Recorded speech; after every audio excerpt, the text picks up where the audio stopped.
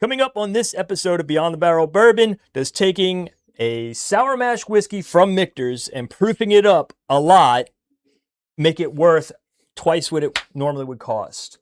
Let's find out if it's gas or if it's ass. Or ass gas. Michters. It's barrel strength sour mash. That's it. Not toasted. We'll be right back.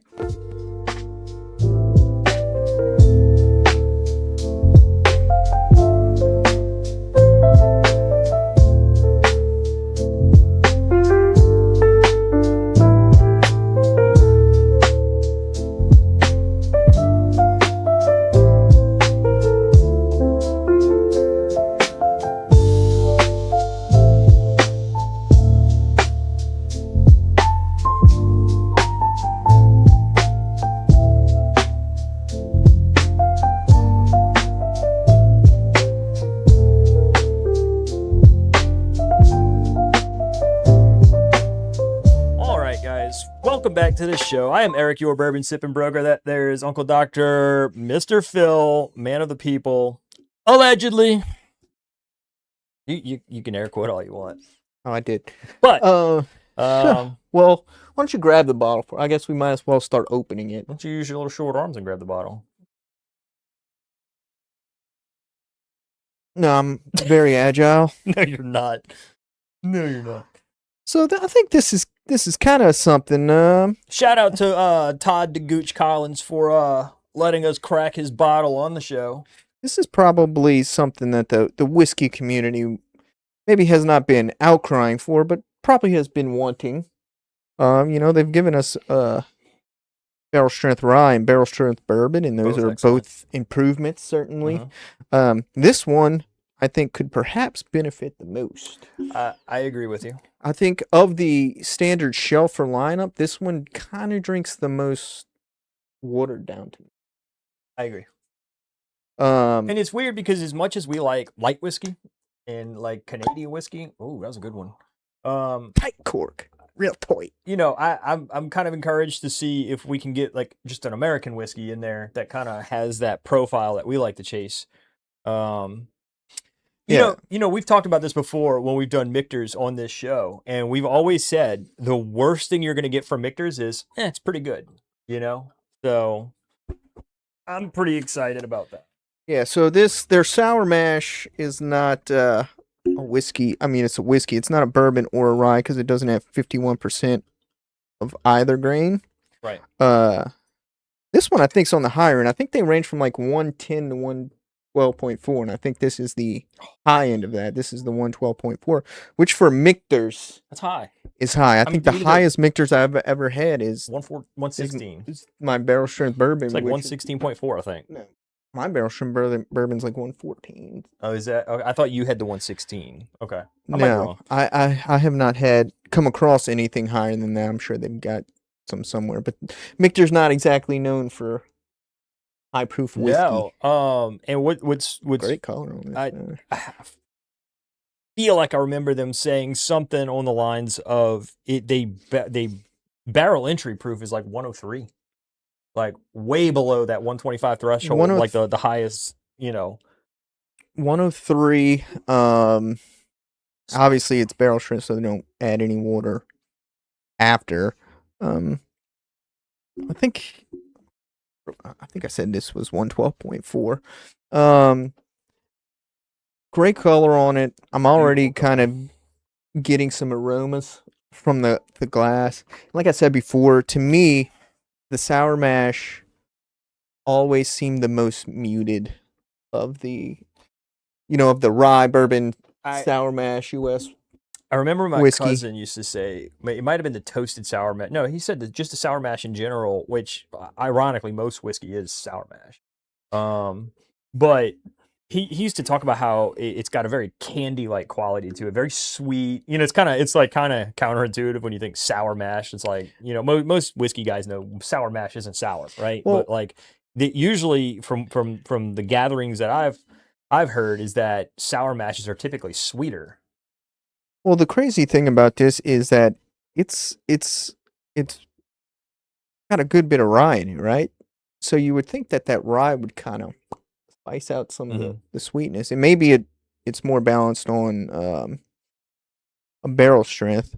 I know we don't particularly know the age on this, but we know it's at least 4, but I think they suspect it's around 6 years old on it. The typical sour mash is like $50. I think this one's about 120. 120 So it's MSRP. it's So double the MSRP. it's gonna have to drink quite a bit better Correct. to hit that. It smells excellent. I mean, it smells excellent. It's definitely a lot more potent on the nose than It's got a lot going on with this nose. it's a little sweet up front, caramel. I got a lot of caramel, a lot of brown sugar. I think you can get a little of that barrel char too. I get barrel char, I get oak, and I get. Are you getting like a little, like kind of like a cola note on it? I'm I getting can see cola like note. cola, like kind of almost root beer. Well, I think it's effervescent. I think it's that bacon spice coming in and making it spicy. Why do you keep doing this pop with your? Spicy. Must be So something it's like new he's figured out. Yeah, you ever seen the youngins drink like a fountain soda and they're like, that's spicy. Oh, This spice is spicy. I have. I've unfortunately not. So it does have a little bit of that. I don't know if I'd say root beer, but I do get that effervescent note. It's and it's kind of candied and it's caramely. that's kind of it's But almost. I think it's that bacon spice that's kind of giving maybe you that so. effervescent. Kind of nutmeggy. There's like a nutmeg. There's definitely like a spice in here that I'm picking up on, but I'm gonna swirl it a couple times doesn't- because I do it's get a a fresh little crack. hint of ethanol there as well. I do not. But again, I think we refer to that as two different notes. What I'm smelling is a little bit of rubbing alcohol. See, and that's what I get on your typical MGP bourbons. I don't get that on this. Great color. The color, Darker amber color. look at the legging, man. The legging is The great. legging. I do like leggings. Not for me, but Bro, for others. It's 4,000 degrees outside. I can't even think about leggings right. I don't think you shouldn't be wearing leggings. I don't. I think leggings are breathable, but what do I know? All right. What? Why would you know that? Don't. But I think they're stretchy. So, man.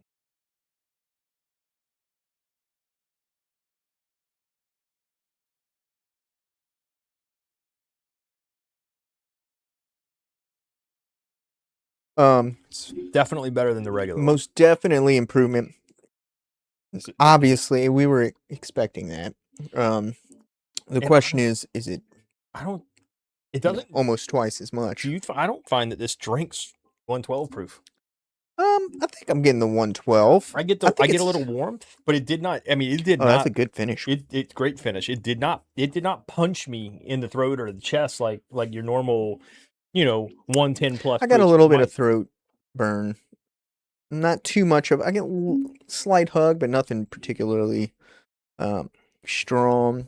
That oak influence, like that barrel char, comes through on the longer finish. Once the spice dissipates. Once it dissipates, yeah. Yeah, a little citrus on the nose. I didn't get that at first. I thought it's more strawberry on the nose for me right now.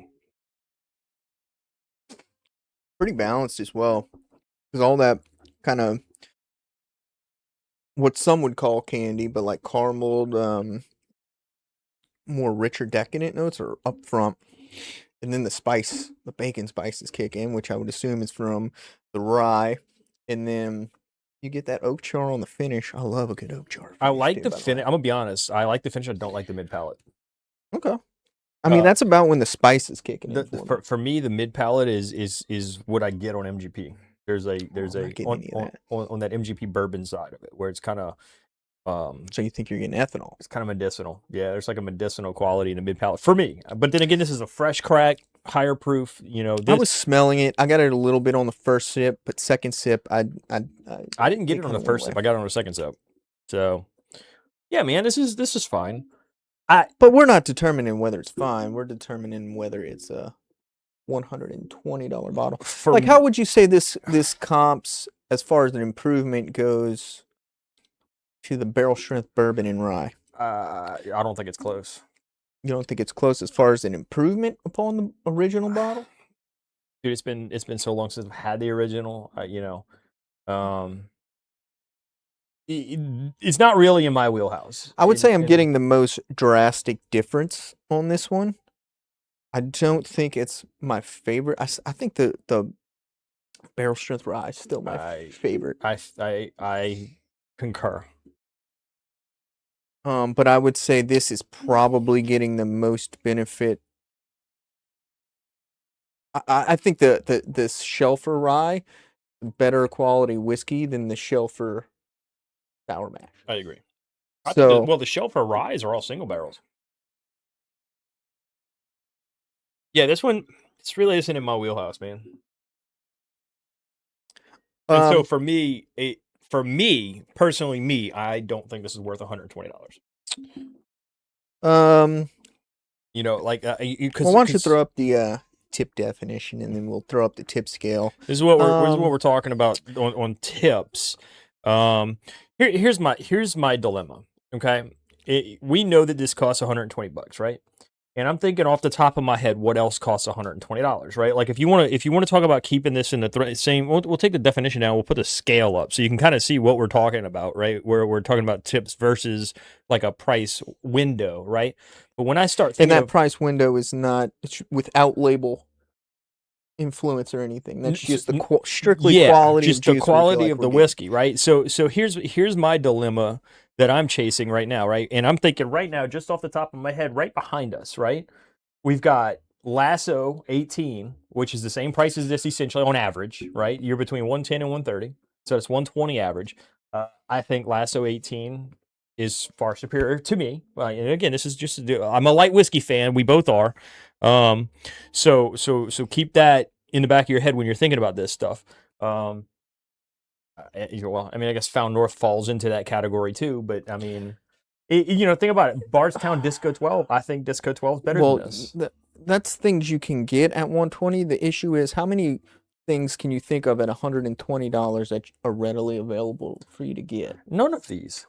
Right. Well, so this one included. This one's not readily available. I mean, we have benefit of hindsight to say, yeah. To me, it's in that weird category to where, like, for me personally, would I pay 120 for it? No. If you're a Michters fan, you probably would not be disappointed. Probably not. It's good enough to where if you feel like if you're a Michters collector and you want to collect all their barrel strengths and you bought it and you drank it for 120, you wouldn't be upset about it. It's not. I'm not saying it's bad whiskey by any stretch. I'm not saying it's bad. You can definitely tell that it's got a lot going on, right? It's got a lot of flavor profiles. This is a bottle that, if Todd is willing, I would love to revisit this in 3 months. I would imagine that this is going to open up exceptionally nicely. I mean, it's good whiskey. I wish thunder. Oh, it's supposed to storm. I wish I remembered. I need to memorize the tip scale. I'm gonna pull it up on my phone, but I think I'll put it right back up here. No, you don't need to put it up. I got it on my phone. I'll just. I think I'm zoning in on a tip here. I am as well, and I'm being. It's more of an objective tip, right? Because I don't. Am I going to run out the door to buy this at $120? Absolutely not. But to be fair, this whiskey is not in my wheelhouse the way it drinks right now. So I'm not buying it in general. I mean, I think, and I'm not bashing it on any stretch. Like I don't want that to be perceived like that. It's just it's not in my flavor profile that I tend to gravitate towards. I think they're right in that sweet spot for people that like Michters or people that like to collect Michters, especially their like toasted and barrel strength lineup bottles. Their toasted stuff is fantastic. I think they'd have no problem when paying 20, and I wouldn't think they were crazy for paying 120 for this. If you're just buying it as a one-off, thinking you're gonna get $120 like great world-changing juice, probably not. But if like you're a Michter, like I say, if you're a Michters person and you collect their stuff, 120 is fair. Let me ask you this: of all of the like the big distilleries, I mean, Michters is considered one of the bigger like brands, right? Wouldn't you consider them to be the most crafty of them? Like they're kind of like more of a craft distiller. They're not Buffalo Trace, right? They're not like mass production type. I mean, they got a pretty.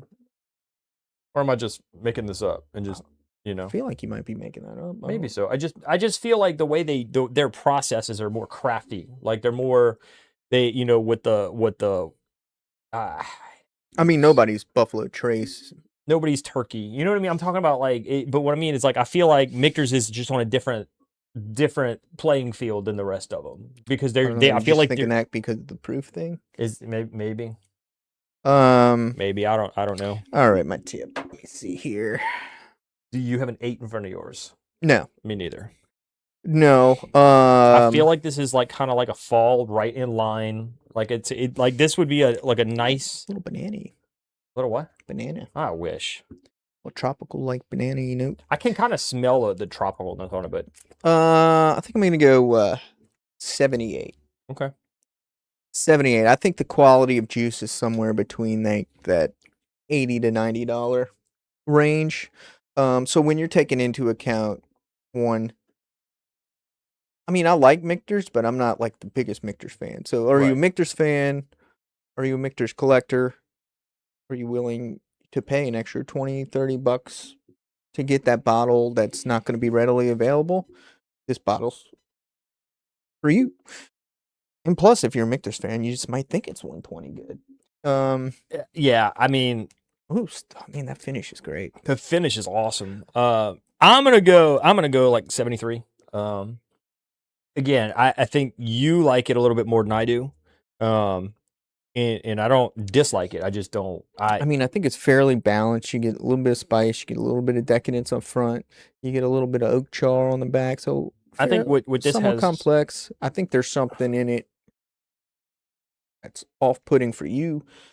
Yeah. So not necessarily that it's not giving you all these notes, but there's a note in there you just don't like. Well, it's exactly right. Like what it has good is I'm just great. not getting that note. You're not getting, and I get that. Like, but you also don't get that note on the other things I get that note on. So, there's a note in certain whiskeys that it just hits my palate. It just doesn't sit right. I'll say it doesn't sit right. It's just not my forte. And again, it's fine. I don't dislike the whiskey. It's good whiskey. You can tell it's a well put together whiskey. It's just not for me. So basically, in conclusion, 120 is fair. I wouldn't go above MSRP No, on not even it, kind of. unless you're like a collector. But even if you're a collector, If you're a collector, and it's 150. I mean, what's 20, 25 bucks, that would be 30 bucks. That would be $30. Whatever. Like, what's the difference between 30 and 25? Like $5. Not if you're a collector. Yes. The exact difference. Who cares? I mean, mean, if you're struggling to like pay your bills and feed your children, you shouldn't be buying $120 whiskey anyway. Don't buy it. Right. But otherwise, like if you're a collector, I maybe go up to like 150 for it, but 120 is fair. Would you go up to 120 for this? Well, I'm not a collector. No, I wouldn't buy it at 120. But so you don't think this is worth more than double what the standard shelf for sour mash is? No, that's kind of where that's we're not trying to narrow down. I tipped it at a price that I thought was like between 80 and 90. That's about what I think it was worth on an individual basis, but it's justifiable. 120 is justifiable to me. Well, then that is going to be a wrap for Michters barrel strength sour mash. But I don't know why I keep wanting to put toasted sour mash in there. But I wouldn't do it either. I like toasted. That's not what it is. Michters toasted is special, dude. But that's going to do it for us, guys. Do all the YouTube stuff. Like, comment, subscribe, share with your friends. Leave a nasty comment. We love nasty comments. They're fun. So Eric gets offended. So does Phil. No. Phil does, because Phil likes to react to them. I like to troll, so Eric likes to troll, but doesn't like being trolled. That's fair. I mean, well, what troll likes to be trolled? Get you some Waffle House and Taco Bell. Do not get Taco Bell. Get Waffle House. I went right above.